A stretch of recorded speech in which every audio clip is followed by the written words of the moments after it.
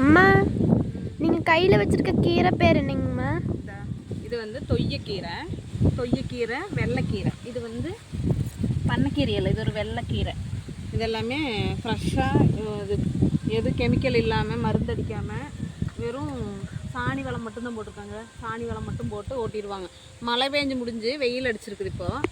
அதனால நல்லா தளன்னு இருக்குது கீரைகள்லாம். நாளைக்கு நாளானிக்கெல்லாம் காடு ஓட்டிடுவோங்க. அண்ணி நல்ல நிறைய கீரை இருக்குது, ஃபஸ்ட்டு கீரைன்னு சொன்னாங்க.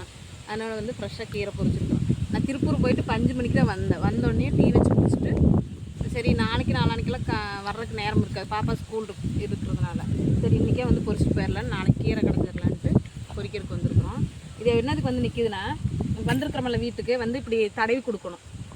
இப்படி தடவி கொடுத்துட்டா பேசாமல் போயிடும்.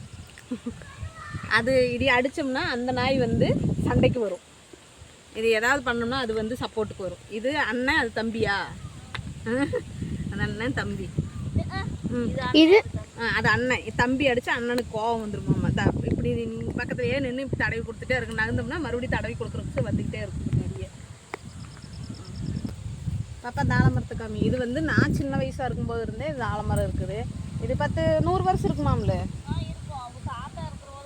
இது 100 வருஷத்து ஆலமரம். அங்கே என்னமோ முனியப்ப சாமியா, முனியப்பு சாமி இருக்குன்னுருக்காங்க. முதல்ல நான் சின்ன பிள்ளையா இருக்கும்போதெல்லாம் நாங்கள் அங்கே இருந்துருக்குறோம். அப்போ அதெல்லாம் இங்கே வரும்போது பயங்கரமாக பயமாக இருக்கும். இப்போ அப்படி இல்லை. ஆனால் அங்கே எல்லாம் தூரி கட்டி ஆடுறதுக்கெல்லாம் நல்லாயிருக்கும். விழுது நல்லாயிருக்கும். விழுதை பிடிச்சிட்டு இப்படி ஆடுவாங்க. நீ எல்லாம் ஆடி இருக்கிய தம்பி? தம்பியெல்லாம் ஆடி இருக்கான். அட்டை கம்மி. அத்தை ஹாய் சொல்லுங்க. தம்பி கம்மி. இது வந்து நாத்தனார் சின்ன பையன்.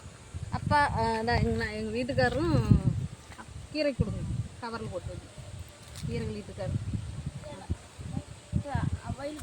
இரு பாருங்கள் எவ்வளோ கீரைன்னு.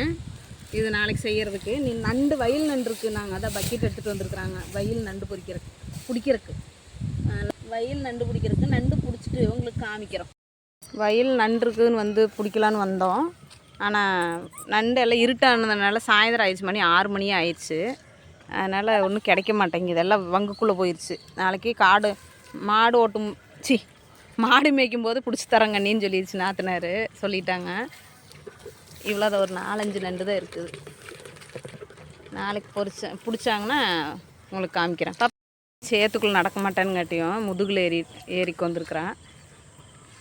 இங்கெல்லாம் தொட்டாவாடியாக இருக்குது. அதனால் நானும் தூக்க மாட்டேன்னு சொன்னங்காட்டி முதுகில் வந்துட்டு போகிறாங்க. பாப்பா பாய் சொல்லு. ஒரு 7-8 நண்டு இருக்குது. இதுதான் வயல் நண்டு.